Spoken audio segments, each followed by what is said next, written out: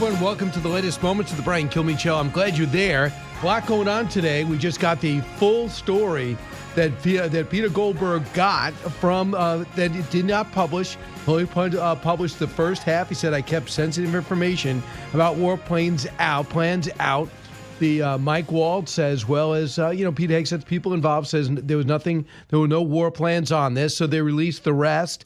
Sandra Smith and I are on Fox and Friends, filling in for Ainsley. Sandra's going to do her show beginning at 1 o'clock to 3 o'clock today, and we just got this 15-20 minutes ago, and we're trying to make sense of it. We talked about it on the air. It's about, we got about 12, 15 pages to go through. Sandra, first off, great to see you again. Yeah, it's been 10 minutes. Yeah. But your thoughts about what we've seen so far? Well, so I reached out to Caroline Leavitt, the White House press secretary, who's going to be briefing at 1 o'clock Eastern time today. Obviously, this will be a highly anticipated briefing with a lot of questions about this. But she has immediately thrown cold water on this new Atlantic story titled, Here Are the Attack Plans That Trump Advisors Shared on Signal. She says the Atlantic has conceded these were not war plans, in quotations, war plans. This entire story was another hoax written by a Trump hater who is well known for his sensationalist spin. So now we have to ask ourselves, is this spin? She's basically making the case these are not war plans.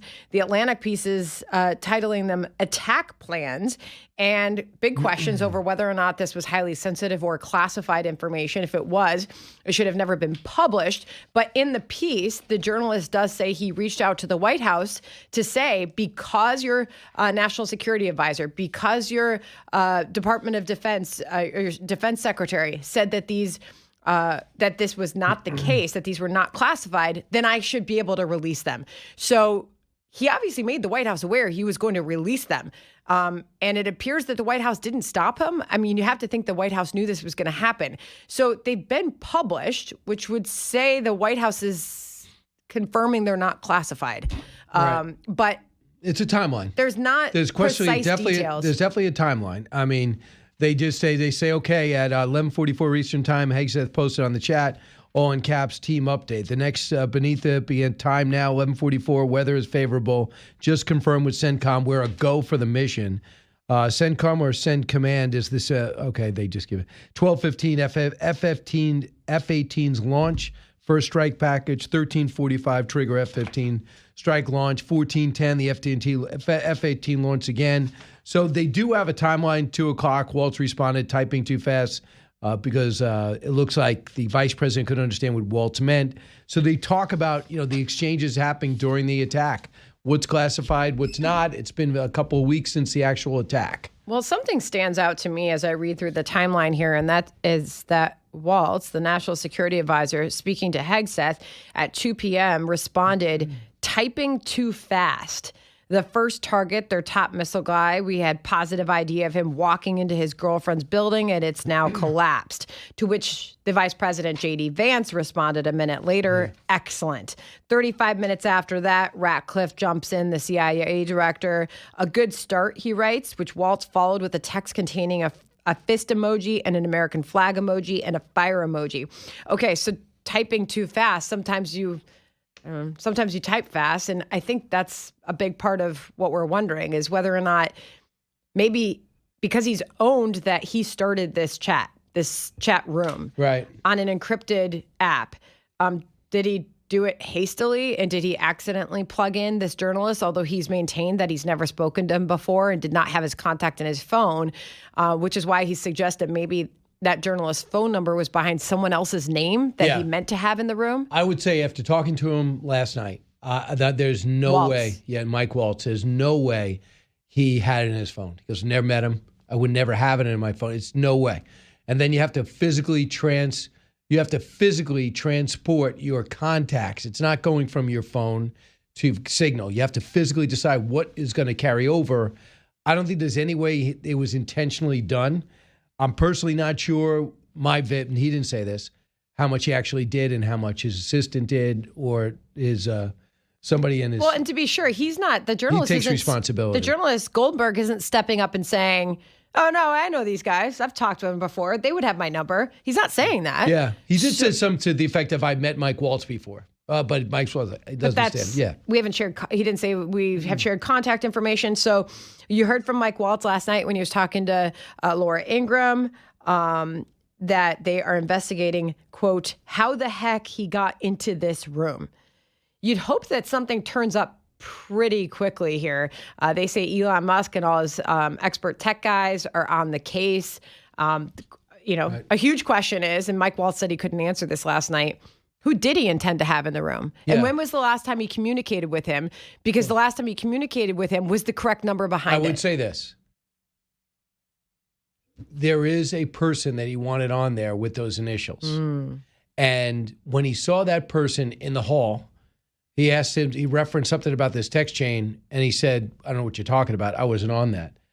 He listened to Mike Waltz last night, cut 5. A staffer wasn't responsible, and look, I take full responsibility. I built the group. My job is to make sure everything's coordinated. But how did the execute? number? I don't mean to be pedantic here, but how did the number? Have you ever had somebody's contact that shows their name, and then you have somebody else's number there? I never make those mistakes. Right? You got somebody else's number on someone else's contact. So of course I didn't see this loser in the group. It looked like someone else. Now whether he did it deliberately or it happened in some other technical mean is something we're trying to figure out. So, I mean, we'll see. That they wanted this story to be over. I think the minute they were challenged by Waltz or really by Pete, Secretary of Defense Hegseth, that there is no sensitive war plans on there.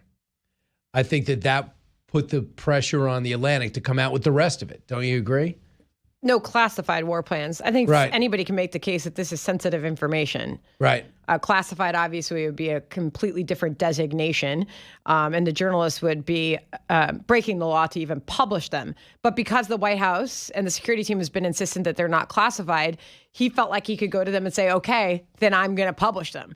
So I don't think anybody thinks it's a great thing that this all is getting out there. Waltz has said they're embarrassed. He's owning up to this is on him. He started the chat.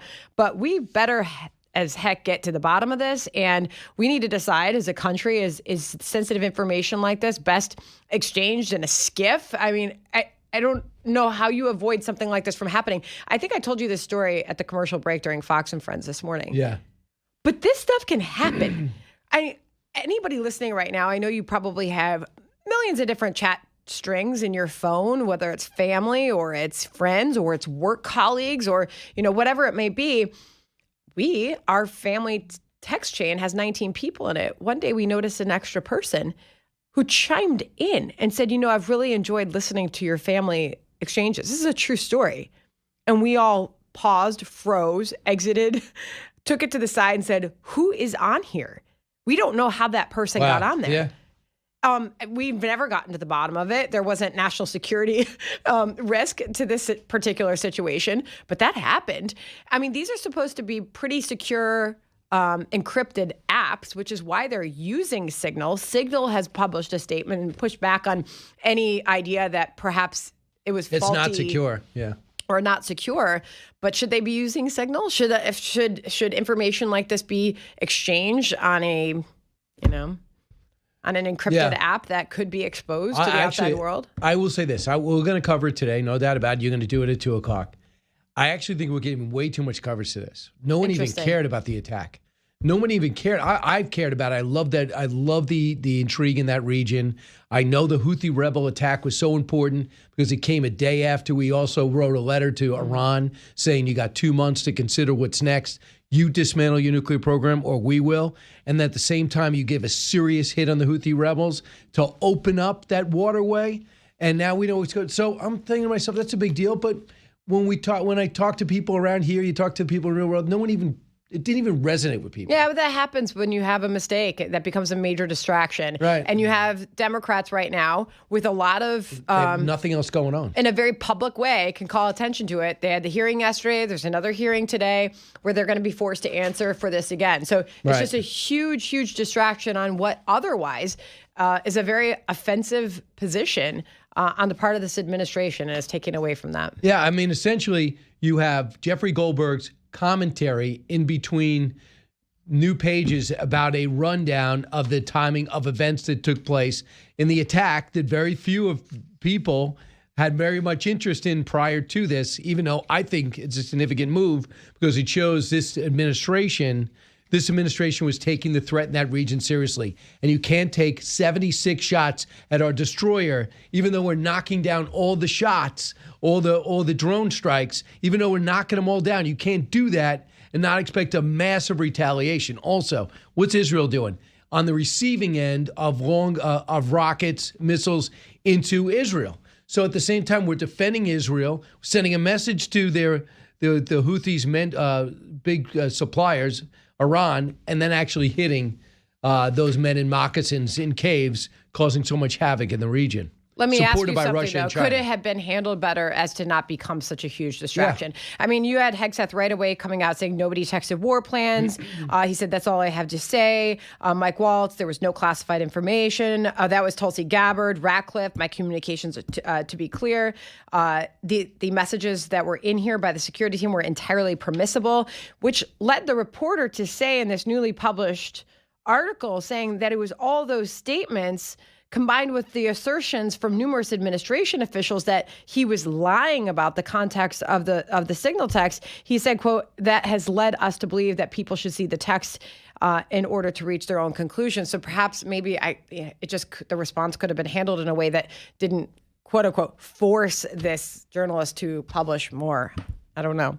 Thoughts? Sandra, I thoroughly believe it. I believe that it could have been handled because we don't want the rest of it out. They had plenty of time on that flight to Hawaii to come up with something. Number two, I think he would have published it anyway. You're going to tell me that the Atlantic wouldn't have felt pressure and Peter Goldberg wouldn't have pressure to extend this story more?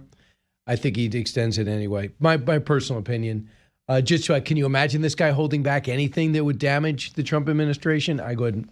Sandra Smith's going to be with us a few more minutes. Sandra, am I wearing you out yet? I'm enjoying this thoroughly. Yeah? You love diving into Fox it. and Friends is very therapeutic. And then running up here, I felt like so warmed up and ready to go. So I don't know, throw anything at me. What you got? I have a break. Okay. Back in a moment.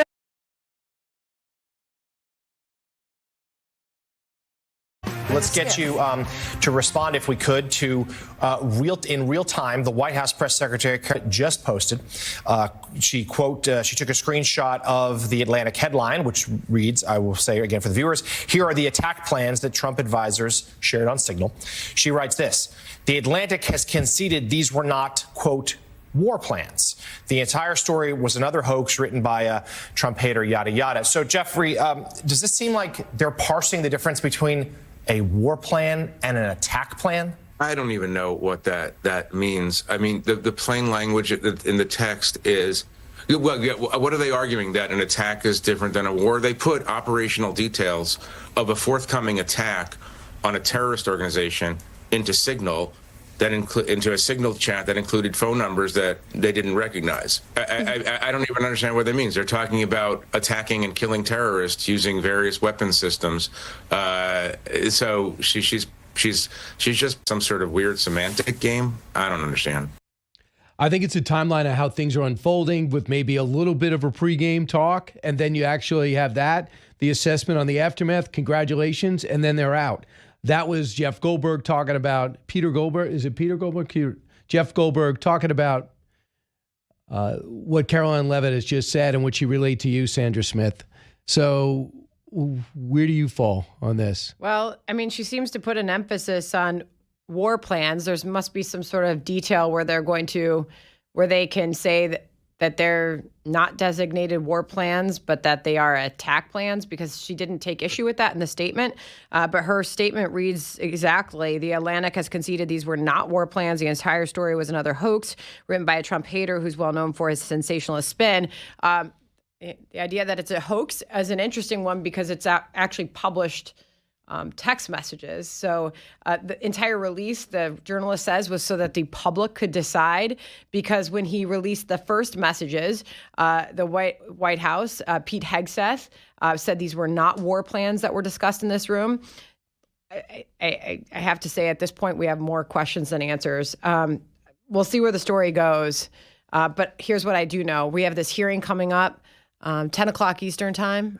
Is that right? Yeah, the intelligence committee to look at threats around the world. So John Ratcliffe, Tulsi Gabbard, they're all going to be in the hot seat. They're going to be forced to answer a lot of questions, growing questions from Democrats. We saw it get pretty fiery yesterday. And then we've got a White House press briefing at 1 o'clock Eastern time. Caroline Leavitt will be at the podium. That's going to be highly anticipated, and there's going to be a lot of journalists in that room from both sides that are going to be demanding answers. Here's what the shame is. We know that fentanyl.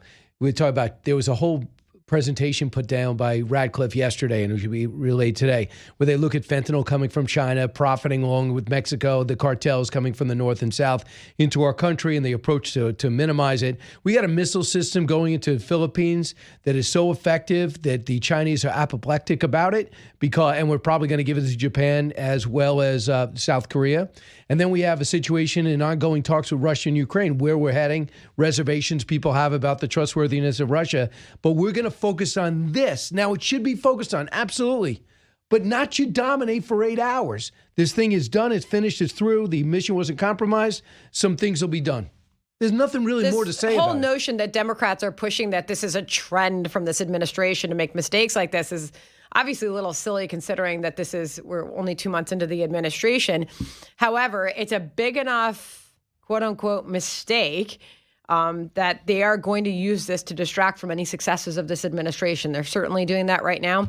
But Brian, when you talk about national security and lives on the line, this is a pretty monumental mistake. So they're going to have to get to the bottom of this, and they're going to have to explain to the American public so that there is trust in the process going forward. Should such plans, attack plans, war plans, whatever they decide to designate them, should they have been discussed in this environment? No. Well, yeah, they should be discussed somehow, because in life, you can't sit in the Situation Room. Because you have Witkoff, which I don't know why he's on the line anyway. Personally, he's an envoy, but he was on the line. He's in Russia. You have Pete en route to, I guess, Hawaii. Then you have Mike Waltz, who knows where he was, but they weren't in the same JD spot. Vance, yeah. So in the future, when you have to do stuff in real time, let's say we are attacked or something like that, you can't possibly be together. So there's got to be a way to communicate. Does everyone have to go inside some type of sealed room, or you're not involved in the communication? I don't know if that's possible. And not to get into the nitty gritty, but I did go to my encrypted app, which many people know WhatsApp. This happened to be Signal that they were using. You have to be very deliberate with the context that you add to that. I don't think Michael Waltz would have just dumped his entire cell phone, contactless into his encrypted app that he would have these discussions. They had to have been purposely added. There's got to be a serious investigation happening right now. I know. It's hard to imagine it being a silly mistake. Because like I said, Michael Waltz went up to somebody they thought was on the app because I wasn't on that chain. That was the problem. Sandra Smith, see you at 1. All right. Thank you, Brian.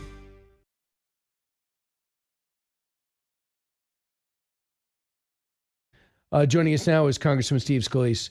Congressman, welcome back. Hey, Brian, always great to be back with you. How you been? I've been doing real good. Couple of things. First off, on the censure possibilities with the Congresswoman. With the Congresswoman's comments about the governor. Is that forthcoming?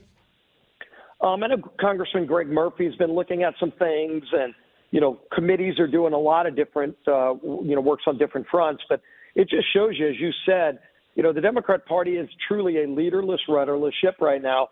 And their spokespeople are AOC, Crockett, and Bernie Sanders.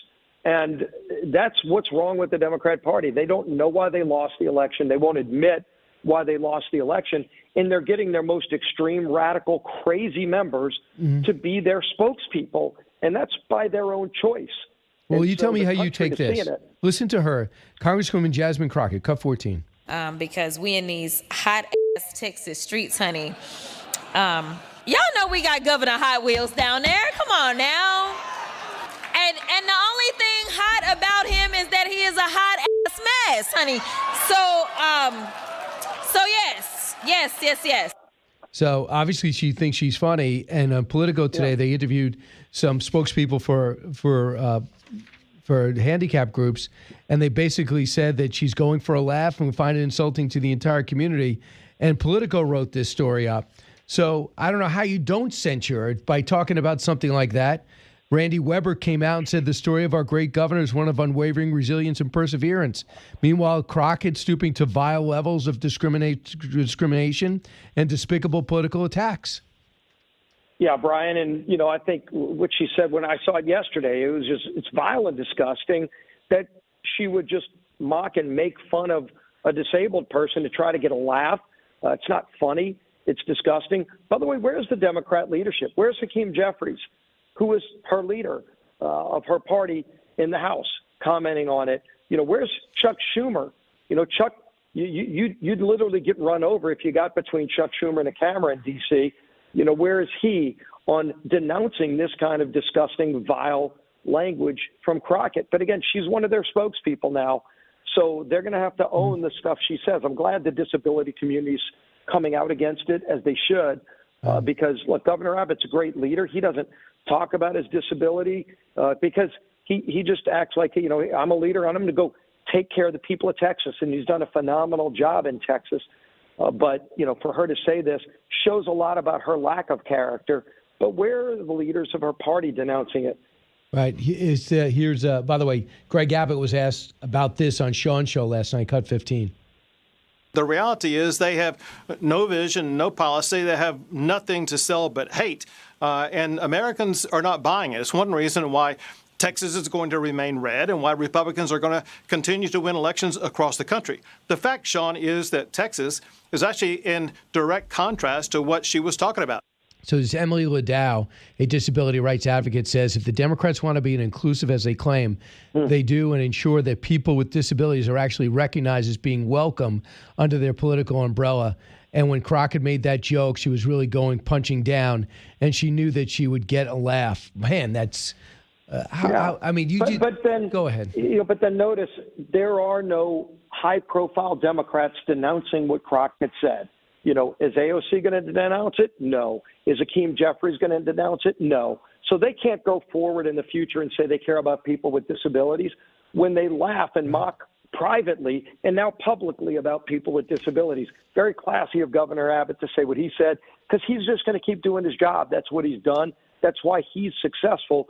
And it's why their party is floundering and failing, because they have no vision. Like you said, this is who they've become. And this is why Donald Trump has brought so many people, Brian, into the Republican Party. You saw the growth last year. It's not just African-American men. It's not just Hispanics. It's working-class Democrats, blue-collar Democrats who gave up on the Democrat Party because they no longer cared about regular people. They only care about the elites.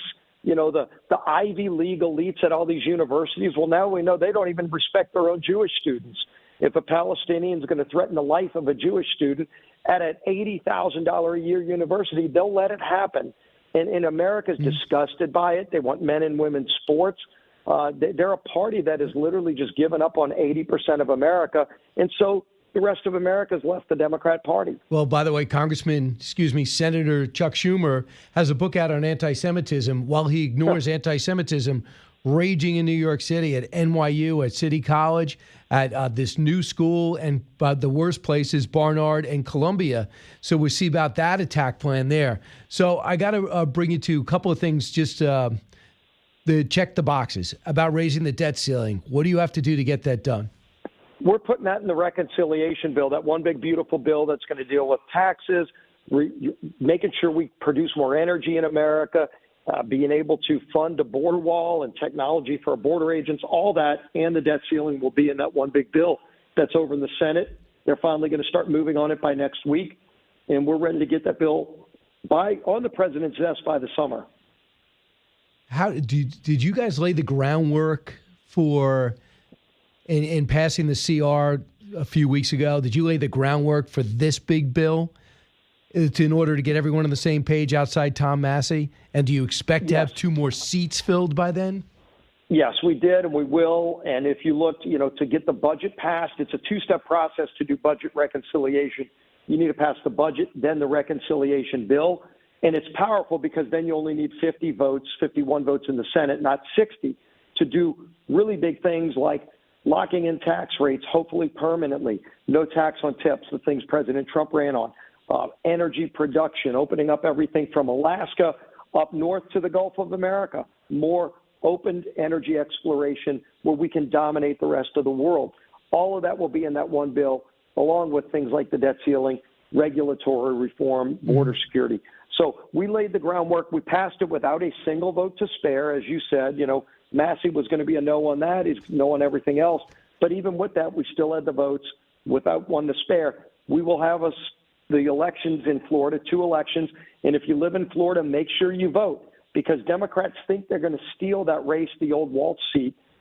They put a $10 million into that. It's a heavy Republican district, but in a 15, 20% turnout election, they think their people turn out in high numbers. If we don't show up, if Trump voters don't show up, they think they could steal that seat. We cannot let that happen. President Trump is fully engaged, by the way, Brian, in that election and helping tonight. I believe he's doing tomorrow night. He's doing a rally for our candidate, Randy Fine, to make sure that people vote in that election. We'll then have a 3-seat majority, because then Elise Stefanik goes over to the United Nations, which that's been held back by the Senate until we get through these special elections. So we'll gain 2 more, but then we lose 1 again for about 3 months in New York. But Elise deserves it. She will be a great addition to Trump's cabinet as the UN ambassador, but that all happens all at the same time. It looks like President Trump is easing off on his massive tariffs push, and the market is responding up 220 points. They're also responding to the big news about Hyundai coming to Louisiana, and they'll not pay any tariffs. What went into that deal? Yeah, a lot of negotiations went into that deal. We had a great announcement at the White House with President Trump. Louisiana Governor Jeff Landry, who's been doing a great job at bringing in big companies like Hyundai. Meta's making a multi-billion-dollar investment in central Louisiana to build a data center because we have reliable energy in Louisiana. You look at the 2 LNG export facilities that just got green-lighted under President Trump. Biden had a freeze on LNG exports. In Trump's first week, they were able to permit another roughly $24 billion plant to export more LNG to our friends in Europe so they don't have to get their energy from Russia. So that takes billions of dollars away from Russia while bringing billions of dollars and great high-paying jobs to South Louisiana. Like, all of this stuff is going on. I call it the Trump effect, Brian. You've seen almost $4 trillion, trillion with a T, of new investment into the United States of America since Donald Trump became president. Those are real jobs that would have gone to other countries that are coming back to America because of Donald Trump's leadership on the global stage, whether it's tariffs, tax policy, regulatory reform, and just strength and dominance around the globe again. People are recognizing that, and they're bringing their companies and their jobs back to America. Congressman Steve Scalise, our guest. So, Congressman, about within the last hour, the rest of the signal exchange between principals in the Trump administration and leading up to, through, and afterwards on the attack on the Houthis a couple of weeks ago is now out in the Atlantic, at which time Jeff Goldberg said and publishes a whole timeline of the attacks. 11:44 Eastern Time, Hegseth posted on the chat, team update. 12:15, F-18 launches. 1:45, trigger-based F-18 first strike window starts. Needless to say, it goes through the whole timeline of the attack. Is that classified information? Well, according to the White House, they've said no classified information was shared. The White House would be the ones that know whether or not it was classified. I don't have those kind of classified briefings, so I couldn't tell you that answer. But the White House has said clearly it's not. The bottom line is when you see what they did, the result of the attack on Houthis, I think most Americans would agree was a long time coming. Joe Biden let the Houthis shut down shipping lanes, attack American vessels, American military vessels, without responding at all. And President Trump, as we know, he's not going to let the bullies and the bad guys win. He's going after these bullies in Yemen and other places and saying, you're not going to hurt Americans and put our lives at risk. And so he took action. And by the way, it also helps our European allies, too, who should be applauding what President Trump is doing. So, President Trump, as he said he would, is standing up to the bad guys and backing our allies. Gotcha. So, Congressman Leader Scalise, I understand that when John Ratcliffe got his phone, they said use Signal app. Everyone was using Signal app. I did not know the Biden administration used it. So, I mean, everything changes. I got it. I mean, if I told Obama, he'll say, what's a Signal app? He was using a BlackBerry. So everything's changing rapidly. We have to understand that. So do you have a Signal app? Is that how you communicate securely? Because we know it disappears in a day or an hour or 5 days in this case. How do you communicate in a secure setting? Yeah, I'm not going to get into that because the House has its own secure system that they put on phones, other devices, but I won't get into the details of it. Just to say, you never heard Democrats complaining about this when Signal was being used by Democrats. Probably a lot of them don't even know that the Biden administration was using that app, but they just criticize anything Donald Trump does. We saw that at the State of the Union. When they sat down, when Donald Trump's celebrating a 13-year-old boy who cured cancer, not a single Democrat wanted to applaud that because they just hate Donald Trump, and by virtue of that, they hate America when it's successful under Donald Trump. That's disgusting. We did not, by the way, sit down as Republicans when Biden or Obama celebrated something good about America. We all stood up and celebrated that too. Democrats have just, they'll throw a Molotov cocktail on a Tesla today, and yet 5 years ago they were complaining about the carbon footprint of a fossil fuel car. That emits so much more carbon to burn a Tesla, but they don't care about the planet when they're throwing a Molotov cocktail at a Tesla because they just hate Donald Trump, and by virtue they hate Elon Musk because Elon Musk is helping cut waste in government. Just think about the lunacy of that, Brian. I know, and especially it's poisonous when you blow these things up too. And not only should you not be blowing up somebody else's car, needless to say, but when they actually are ignited, it is extremely dangerous. Yeah, and poison, and it's a felony, gases. and now they're going to go to jail because Pam Bondi's made it clear. Right. You break the law in America, you're going to jail. This isn't just like you lighting your own personal car on fire in in your backyard. I mean, you're going to somebody's private property and burning their car. It's a felony, and you're going to go to prison for that. I hope so. Leader Scalise, always great to talk to you. Congratulations on the Hyundai dealership. More jobs coming to Louisiana. Back in a moment.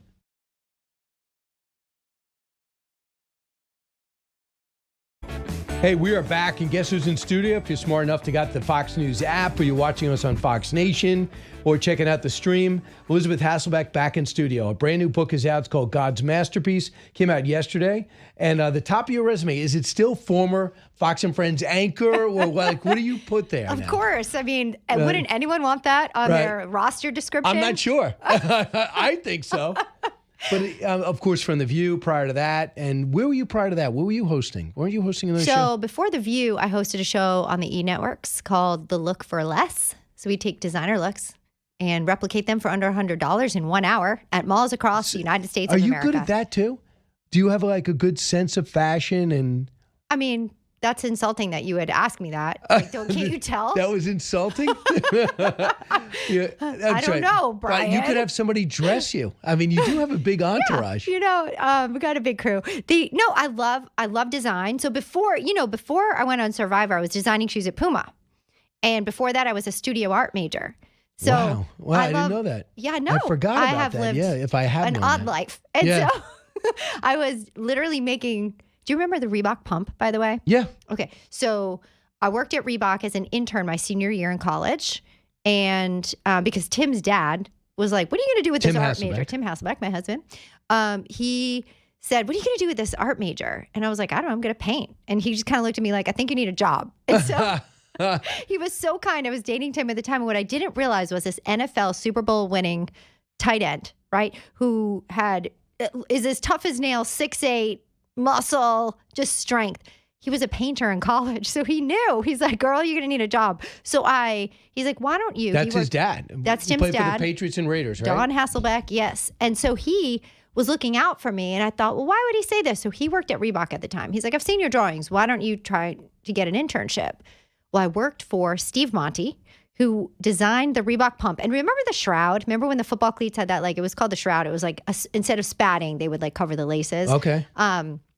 And he was like a Geppetto to me. He taught me how to be the architect of a shoe. And my senior year, I designed a cleat for my softball team that I wore. Wow. I know. Then Puma hired me, and I had some good shoes and some bad shoes. I should have been fired a couple of times. And so you decide, okay, I'm going to be really successful. Let me stop that and try something else. Yeah. Right? So then you go ahead and did you get Survivor after that? Yeah, it must have been a rough work week at the design table. So one of the guys that I worked with who used to design cars in Detroit came in. He's like, hey, I have this application. If you want to get dropped in the middle of nowhere and see if you could survive, I'm going to apply. And he was like making a photocopy or something. That's how old we are. And I saw it and I was like, oh, that sounds good. So I started applying for Survivor. And was Survivor established yet? I think it was in its first season, but I had no idea. I didn't watch it. And what season did you get on? 2. You got on season 2? Yeah. And how did that change everything? Changed everything. Changed everything but 2 things. It changed, when we went there 39 out of the 41 days that I was there in the Australian outback, I kind of went to go see what I was made of. And I found out not much, need God. And Tim Hasselbeck did not change. I was there literally starving. I knew it was finite. It's like, all right, this is like a bad softball drill. I'm just here for a while. And I knew I could get through it. But I realized then how much I missed him. And I wanted to never be that far from him again in my life. So that was really revealing. And then it was there that I truly realized that what would get me through was not even a meal at the time or, fresh water, or I think I came back weighing like 2 pounds. It was just one of the guys that was there brought his Bible. And I remember reading it and giving me comfort when it was the most uncomfortable situation, that I had been in anyway. So before that, you weren't very religious? I mean, I had started reading the Bible. I grew up Catholic, and I loved it. My grandmother was the most devout. Like, everyone's like, do you know Jesus? I'm like, we have a big, huge painting of the Last Supper. Right. Is that good enough? Jesus was at every meal, Right. So, like, Mary was in the garden. And this was a family that the rosary was very familiar to me. And just prayer was super familiar. I think I just didn't have, like, a personal relationship. Like talking, I would pray the Our Father, which is the perfect prayer, and I still think it is. I just don't know that I experienced like His grace and a need for Him so deeply that I would pray the way I prayed. So I just think it's kind of awesome that even in God putting me in the Australian outback, He was so kind, because that's where the preparation had to happen before I went to the View. Right. And of course, you got to survive first. We're building up to more information on God's masterpiece. But before you get that, were you wondering if there was a God when you were stuck on The View? Were you like, this job is rewarding, I'm getting more notoriety, but my goodness, emotionally, this is killing me? I don't know if I realized at the time. I think I'm kind of a person where I forget the pain of something, much like childbirth. Like, let's do that again. Right. So I just think it's, I like competition, and I felt a duty, I think, to express at least one other point of view when I was there. There were days that were harder than others. I tend to just kind of move on and block those out as much as I can, I think. Just naturally, that's how I'm wired. I guess I wouldn't go back if I went home and was like, that was terrible. Right. But it was, I mean.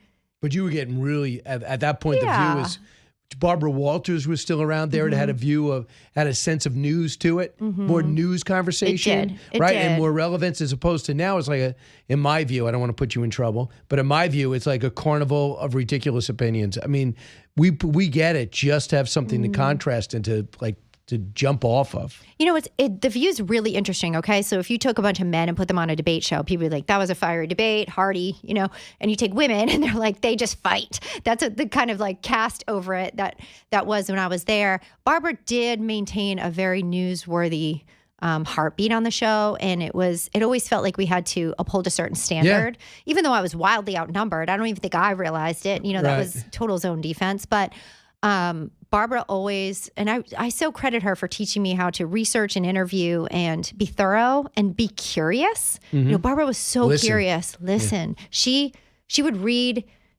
the entire book on someone, take notes, know almost more about them than they probably remembered about themselves, but yet left so much room to listen and be even more curious than she was confident in her research, and so thorough. I mean, if you went through with production notes, she would, there'd be her hand marking all over them. She was unbelievably talented, taught me so much. I'm so grateful for my time with her. And she was hard on me. I mean, those were hard days in terms of getting better. Because she was not conservative. When did you realize she was not conservative or not necessarily up the middle? Or do you think she was up the middle? I think she maintained a discipline of news that was right down the middle. You could always tell by the glimmer in her eye when she thought you were crazy. Right. I got the glimmer often. Yeah. But it was like this curiosity, like, how could one sitting there before me think this crazy thought. Right, She wanted to know why more than hold a position against you on the what. So that's what I admired about her. And I think, The View now, I haven't been there in a while. And Whoopi and I are friends. But do you flip on once in a while? Once in a while, I go back to bother them. No, physically, you go back there and you'll say hello? Once in a while when I'm like, hey, what would it feel like to get in an argument again? That's something that I like to do. Are you going to do your book? Are you going to go back there for your book? No. Oh, no. Okay. Not this time. All time. right, good. I don't blame you. I'm here right now. No, I know. Because they'd be taping right now. Well, there's always tomorrow. I know this is the highlight. But that's interesting. So you come back and then you join The View, and that really tests you. By the time we got to you on Fox and Friends, you took a few months before you started with the show. But I really felt as though it was a traumatic experience for you to be there. It was. I'm really grateful for my time there. I feel like it's an opportunity that continued to change our lives. We had all 3 kids there. I met Sherry Shepherd there, one of my great friends. Whoopi and I are friends, even though we think the other person is completely off chain. Like, wow, what is that? What's she thinking? Like, we just have the ability to be friends, even though we think completely in different directions. And I think that The View, there were some traumatic things there. There were some people there that caused trauma. Shall remain nameless, but we know who they are. But then by the time I got here, it was this is such a positive work environment. Don't you think so? I mean, that's what people, yeah. It's so positive and so encouraging. And when you step into the building at the early hours, first of all, our team was incredible.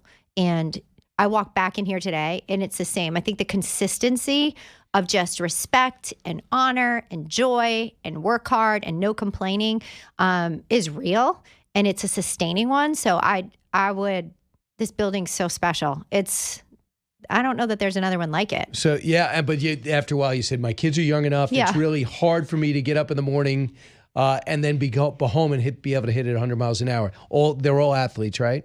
Yeah, they're all athletes. And I have such admiration for you, Steve, and Ainsley, because you've been getting up early for a long time now. And I don't know how you do that. Like, I'm a night owl.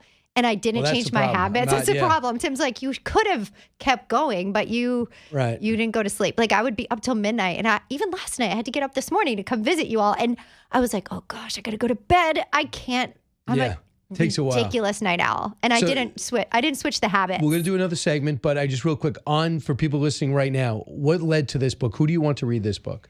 I really hope that adults and kids get to read this book and discover, in addition to 11 great works of art with masters behind it, that we are all God's masterpiece with a purpose that's specific. We're all created uniquely, and that how we see ourselves and how we treat one another should be like that. And so, what age? What age? I'd say like 2 to 7-ish. 2 to 7. Or older, or grown-up kids like me who need that reminder as well. Right. That you are God's workmanship. I'm his masterpiece. We have purpose in front of us and the power to do the stuff that God has set before us to do. Do you teach Sunday school type thing? Do you do the religious class? Because it seems to me you'd be perfect for that, right? Thanks. That's a high compliment. There's a conversational way to approach the Bible with children.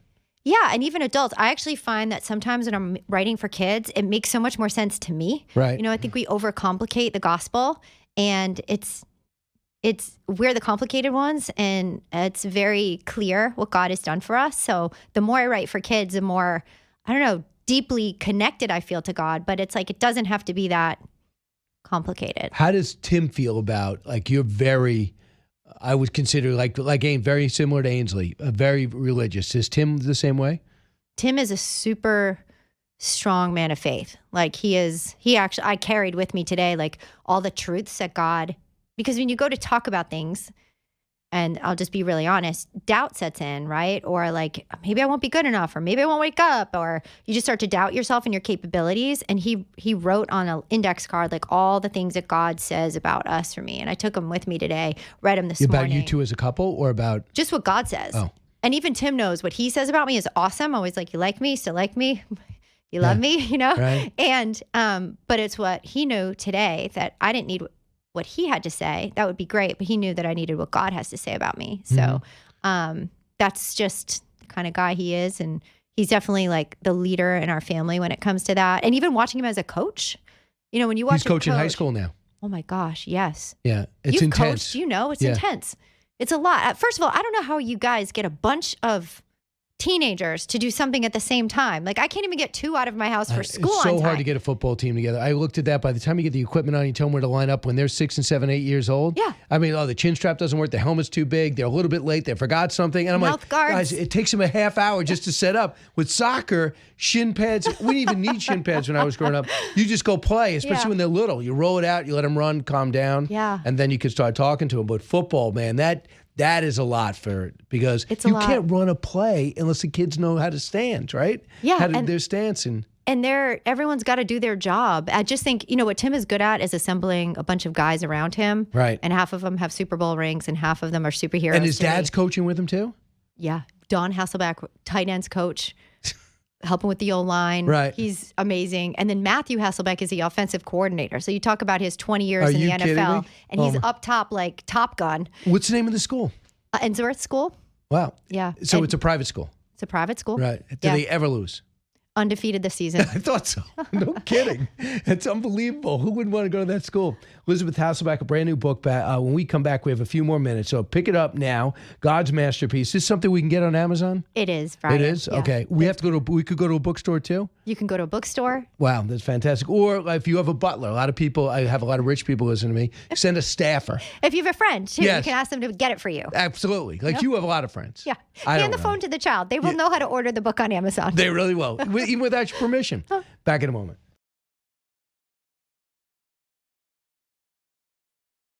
Hey, we are back a few more minutes with Elisabeth Hasselbeck. The good news is her brand new book is out. Came out on Tuesday. It's called God's Masterpiece. And it is a book really from 3 to 7 year olds, but parents should go grab this book. And you're talking about generations, nephews, nieces. You keep it in your house because you never know when a kid's coming over. That's and right. You give them a quick lesson. Yeah, you get to learn 11 artists. You get to remind a kid that their identity is designed and with purpose by God, and that he gets to determine their value, which is so high, their high worth, and that they get to treat each other like masterpieces. There's a mirror in the back. It's actually a great Easter basket gift, I think, because the gift for that will generationally change how kids see themselves, or at least remind them. It's not my idea. God says in Ephesians that we're God's masterpiece, created in Christ Jesus to do the good works that he's created and gone ahead of us to do. He's already given us the power and purpose to do it. Mm-hmm. So it's really just this cool set of friends that goes through and learns all these artists, which is amazing. They'll be art history majors by the time they're done with this book. And then at the end, there's a mirror and they get to see themselves framed up like a masterpiece. What a great concept. It's awesome. Yeah.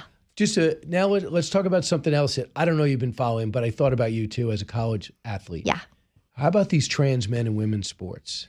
I mean, do you believe that it's an 80-20 issue? Do you believe that we still have to debate this? Doesn't it honest to be fair to women? Isn't it honest to trans men to have no place there? And your daughter's a college athlete. Yeah, we have 3 athletes in our home. This is a topic we probably shouldn't have to talk about, but I first and foremost want to say that even if anyone is struggling with that and their parents are struggling, to remind them of this, that they were created wonderfully as workmanship by God. Right. So when you are born and when you are in your mother's womb, God already has designed you well. He's our maker. He's our master. And we don't answer to human masters when it comes to our identity. We just don't, because those will fail. And so I really feel for kids who are struggling. So I want this to be heard that my heart aches for anyone who feels like they are in the wrong body or in the wrong gender. It does not ache for a set of adults that confirm that lie. And so our God says you are perfectly and wonderfully made, that he knows every hair on your head, every thought before we think it. And for when it comes to athletics, it's a safety issue for me. So Grace plays with a metal stick. They check each other constantly. She's bruised up. She plays lacrosse. If she were to go up against her cousin, who is a male, biologically a male, and he were to check her, he's 2 months younger than her and plays the same sport, he might absolutely destroy at best her body. Absolutely. The physical threat Can you imagine is soccer not too? safe. Imagine soccer too, It's head not balls? safe.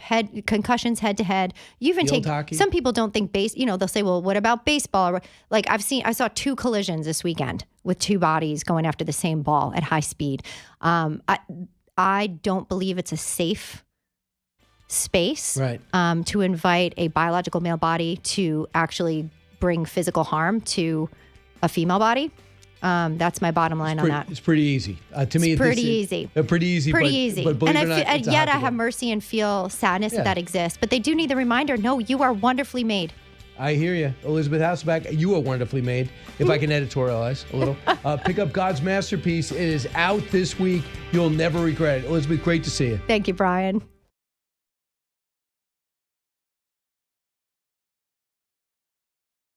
With me right now is Tom Homan, Border Czar. Tom, welcome back.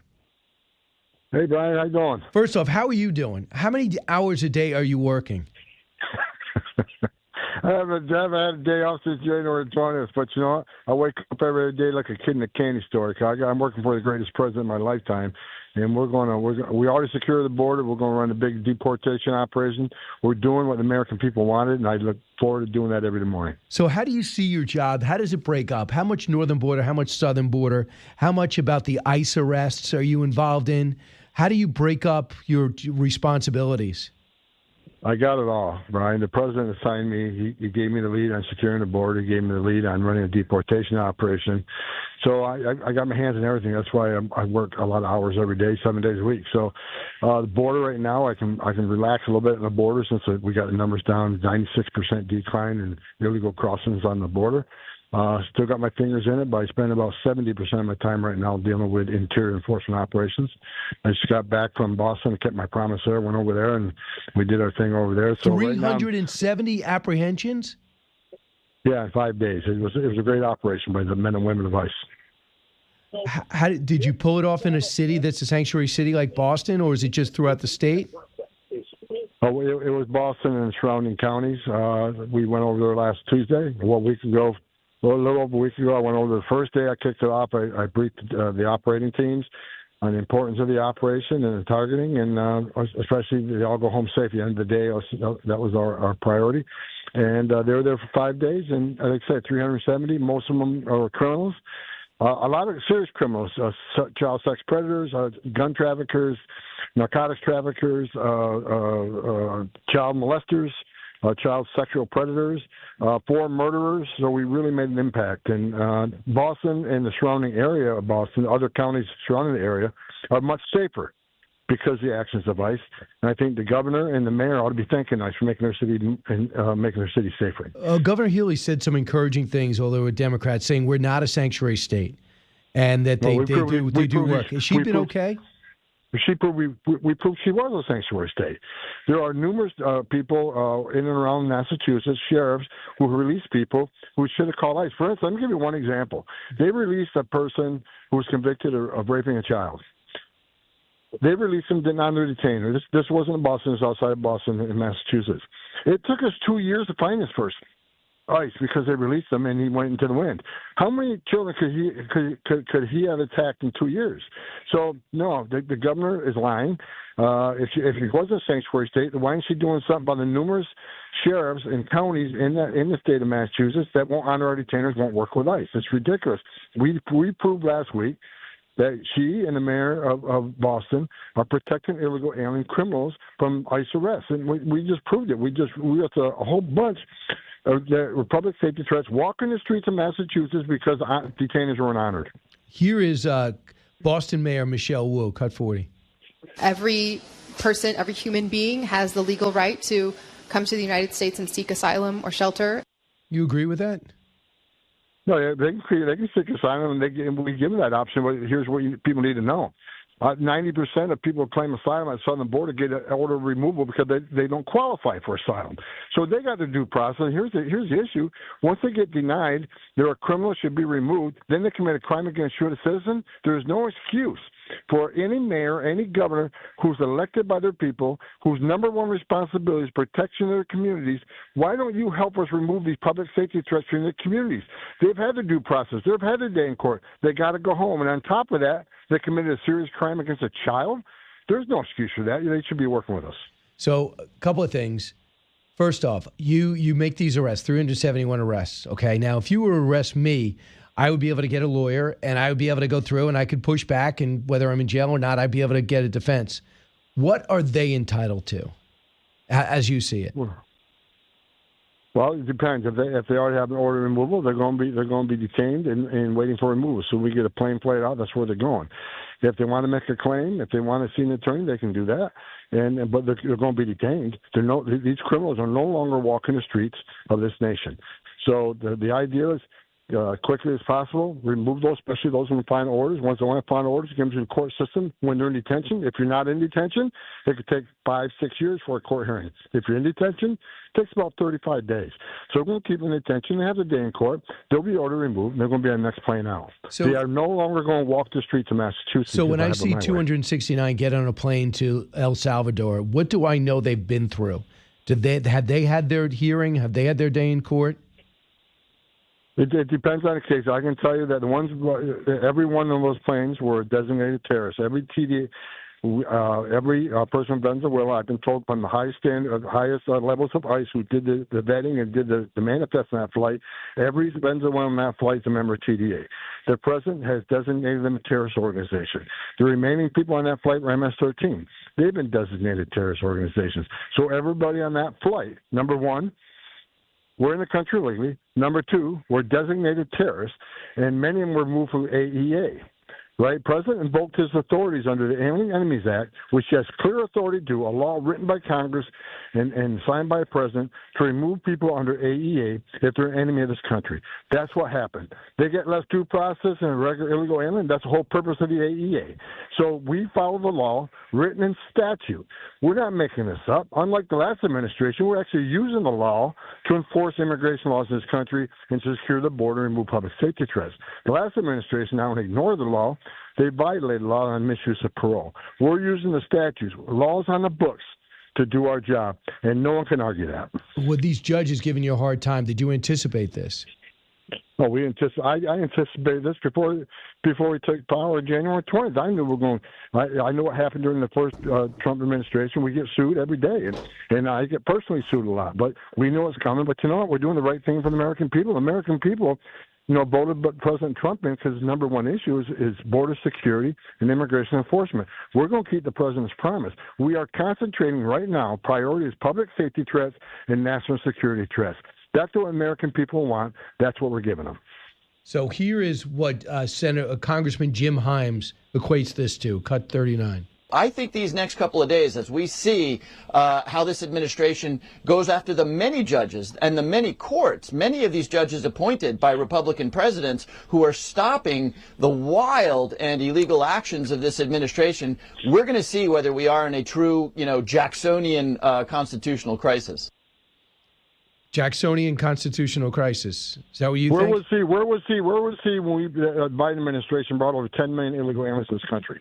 Where was he because Biden opened the border up? We got a 600% increase in sex trafficking. Where was he when we got over 400 people on the terrorist watch list coming across that border? Where was he when 250,000 Americans died because the open border moved fentanyl in this country? Shame on him. Where was he when 500,000 children were trafficked in this country and they lost track of 300,000 of them? Where was he then now? I stick by what I said. We are enforcing the law. We're using the laws on the books to make this country safer every day. Every public safety threat, every national security threat we take off the streets makes this country safer. I'm proud of what I'm doing. I work for the greatest president of my lifetime. I wake up every day looking forward to wrestling more bad guys and get them out of here. I do too, and I love it. It's one of the biggest success stories I can remember in my lifetime. What happened at the border? No one ever predicted this. You need more money. I know that for sure. Congress is supposed to give that to you in the big, beautiful bill. But listen to what Judge Patricia Millett said, one of the 3 district judges who ultimately decide if we can get more of those illegal aliens who have committed crimes out of our country. Cut 38. There were no procedures in place to notify people. Nazis got better treatment under the Alien Enemy Act. I mean, that's pretty insulting. Do you get more insulting than that? No, it doesn't. It's just activist judge who don't know what she's talking about. Read the Alien Enemies Act. Procedures, we followed every procedure within the Alien Enemies Act. This wasn't done overnight in a quick thought, hey, let's just go do this. Let's try this. No. Hundreds and hundreds of hours were spent here at the White House planning what we're doing. Everything we do, we plan very well. So she ought to read the Alien Enemies Act and talk to the men and women who are involved in that because, you know what? We did everything by the numbers. And, again, proud of it. And and as far as the court ruling on stopping us from removing people on the AEA right now, that's fine.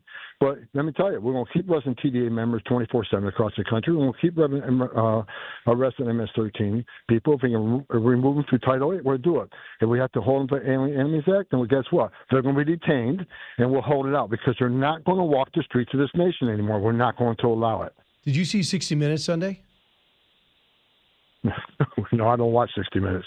They talk. You're not going to believe it. They talked about the northern border being susceptible, where the Sinaloa cartel is now ferrying people across, how people are going on Facebook and getting through, and drugs that are getting through. I actually thought it was on Fox Nation. And I was stunned because it is exactly what Trump and you have been saying. The northern border is a problem. Yeah, no, and we're addressing the northern border. Like I said, we're 96% decrease on the southern border. Northern border, we're down about 78%. We got more work to do up there. Look, I grew up on the northern border. I grew up right on the Canadian border in St. Lawrence River. I own a lake house up there, so it's personal to me. Believe me, we're all over the northern border. I've been working with the leadership of Canada, the head of the RNCP, my equal, the Canadian border czar, the fentanyl czar, right. The foreign minister. I'm working very close with them to address the northern border. And will you recommend to the president that he not put tariffs on these countries that they are cooperating? If they give us what we want, absolutely. Are they? Are they right now? They're moving in the right direction, but they need to do a little bit more. All right. Tom, you can't do anymore. You're doing fantastic. Please take care of yourself. I worry about burnout. Never. You can't. You're not going to shut me up. I'm not going to go away. They can. I got a lot of death threats. I got a security team around me. I got Virginia State troopers around my house 24/7 because of threats against me and my family. I'm not going anywhere. You want some, come and get some, because you're not going to shut us down. I'm going to do this. This is. I've done this for 40 years now, Brian. I'm not going to wait till this is fixed. When we remove every criminal threat in this country, then I'll rest. Until then, I'm going to keep doing them to her. Go get him, Tom Homan. Thanks so much. Appreciate it. Back in a moment. It's Brian Kilmeade.